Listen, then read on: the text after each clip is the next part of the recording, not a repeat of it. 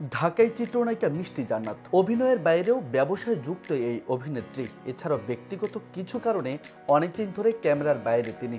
সামনে আসছে বড় বাজেটের দুটি সিনেমা, এছাড়াও একটি ওয়েব ফিল্মের কাজ হচ্ছে তার। সেখানে একজন সাইকো কিলার হিসেবে দেখা যাবে এই নায়িকাকে।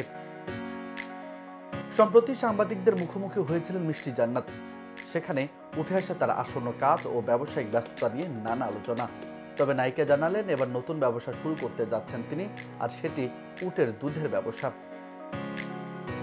মিষ্টি জান্নাত বলেন, আমি উটের দুধের চা খাই। এই দুধের ব্যবসা বাংলাদেশে শুরু করতে যাচ্ছি, খুবই শীঘ্রই লঞ্চ করব।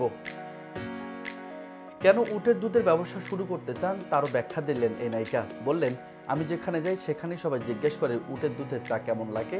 এখন থেকে আর এই প্রশ্নের মুখোমুখি হতে হবে না, কারণ তারা নিজেরাই এই দুধের স্বাদ কেমন তা জানতে পারবেন। নায়িকা জানালেন, সংযুক্ত আরব আমিরাত থেকে উটের দুধ আমদানি করবেন তিনি। মিষ্টি জান্নাতের কথায়, উটের দুধ দুবাই থেকে বাংলাদেশে আমদানি করব। এই দুধ যাতে সবাই খেতে পারেন এজন্য 200 মিলিগ্রামের প্যাকেটও করা হবে।